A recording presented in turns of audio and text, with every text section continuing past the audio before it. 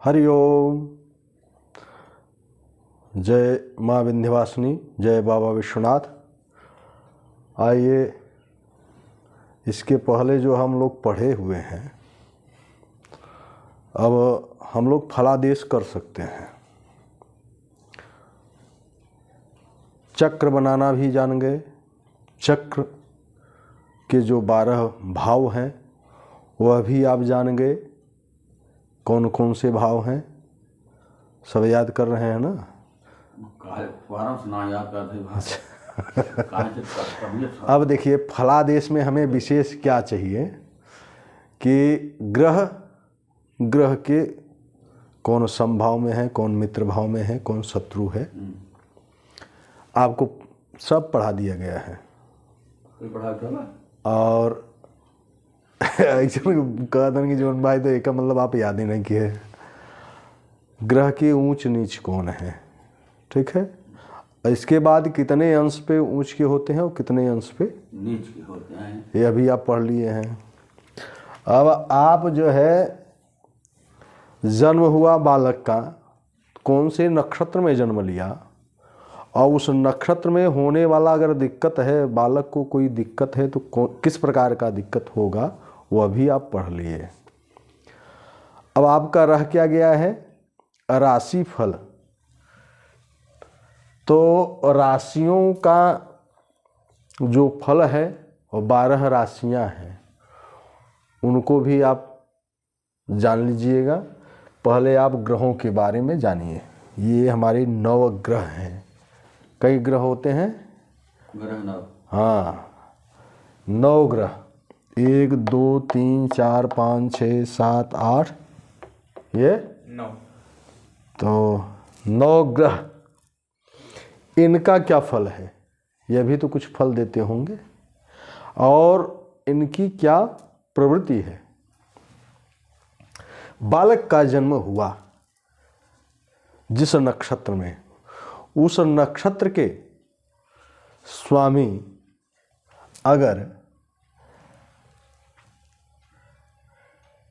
सिंह राशि पे है, नक्षत्र का राशि हुआ सिंह, और सिंह नक्षत्र का स्वामी कौन हो गया?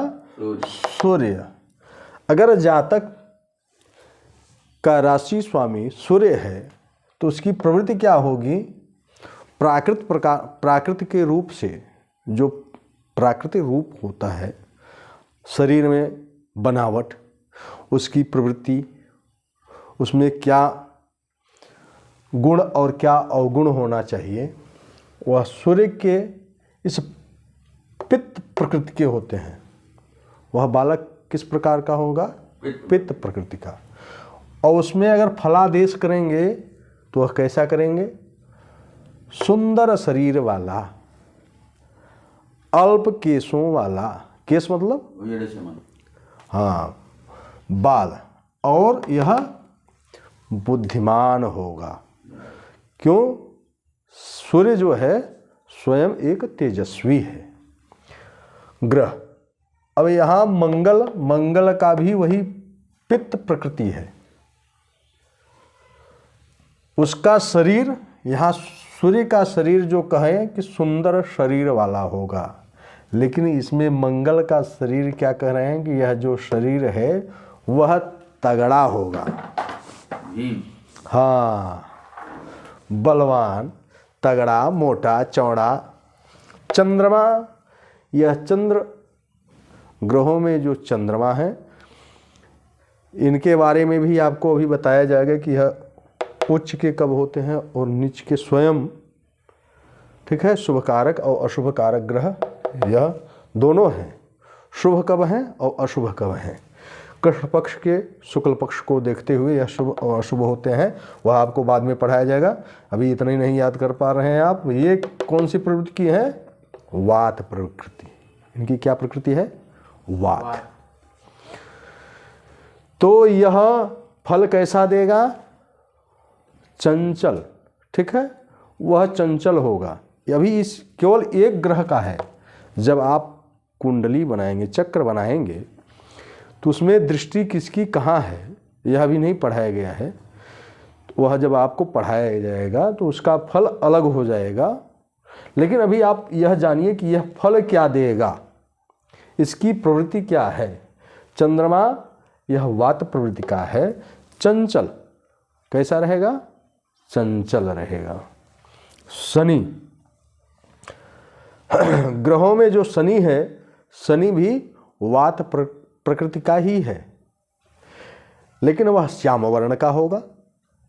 जब इसके कुंभ राशि या मकर राशि होगी जातक का, तो उसके स्वामी शनि रहेंगे। शनि का अगर महादशा भी रहेगा और शनि रहेंगे तो वहाँ श्याम वर्ण, वह बालक कैसा होगा?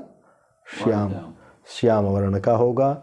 दुर्बल होगा, लंबा होगा, छोटे छोटे दांतों वाला होगा। वहीं राहु और केतु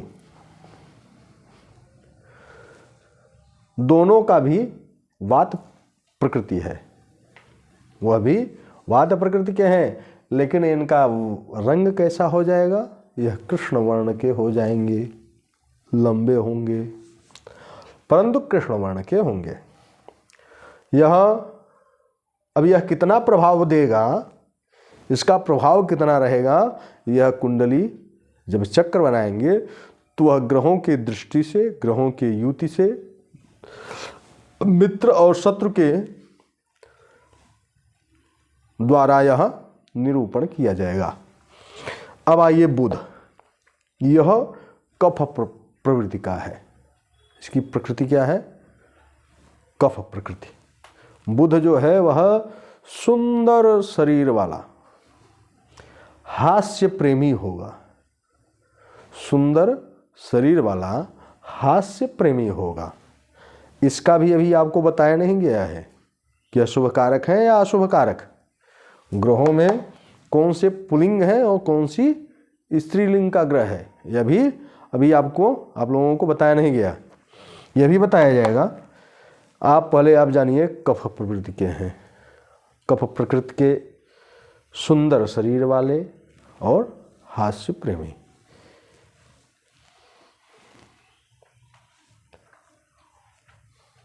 कन्या मिथुन के स्वामी बुध होते हैं। बुध कन्या मिथुनयोः प्रोक्तः। तो बुध कन्या दोनों के, जब ये मिथुन, ये दोनों के जो स्वामी हैं बुध, तो इसमें सबसे अधिक फल कैसा रहेगा किसका? वह आप नक्षत्रों के द्वारा, नक्षत्र जो लिखवाए गए हैं उसमें फल जो है वह आप देख सकते हैं। गुरु, यह भी कफ प्रवृत्ति का है। इसकी क्या प्रकृति है? कफ प्रकृति। यह जो फल देगा तो कैसा फल देगा? केंद्र में है अगर सूर्य, चंद्रमा अगर धनु राशि पे है और गुरु भी उसी राशि में बैठा हुआ है, ठीक है, तो ये जातक को किस प्रकार होगा? शास्त्र ज्ञाता होगा, पीत वर्ण का होगा, ठीक है। शुक्र, यह कफ और वात दोनों प्रकृति के हैं। प्रकृति का जो लक्षण है यह दोनों इसमें समाहित हैं। वह ज्ञानवान होगा। बालक कैसा होगा? ज्ञानवान, कवि होगा। और यह काव्य निर्माता होगा, काव्य को स्वयं लिखने वाला होगा। यह शुक्र का गुण है। यह आप प्रवृत्ति पढ़ लिए। आपको जो पढ़ाया गया अगर उसमें से अधिक नहीं, अगर आप 30% भी देख के अगर चलेंगे, उस पर ध्यान दे देंगे, तो कुंडली आप बनाना, कुंडली आप उसका फलादेश करना जान जाएंगे। लेकिन मुझे लग रहा है कि आप लोग जो है रुचि नहीं ले रहे हैं। रुचि तो बात ना। अब आप आइए, आप लोगों के लिए जहाँ भी हैं, जो जैसे भी हैं, 5,00,000 लोग देख रहे हैं हमें, तो ये जो देख रहे हैं, ज़रूरी नहीं है कि आप ज्योतिष पढ़ें तभी देखें। आप अपना कुंडली देखने के लिए इन सब ग्रहों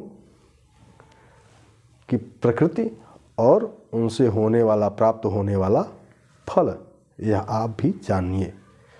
जानना अति आवश्यक है। वैसे बहुत विशेष लोग ध्यान नहीं देते हैं, लेकिन फिर भी कोशिश करिएगा। जय जय श्री राधे।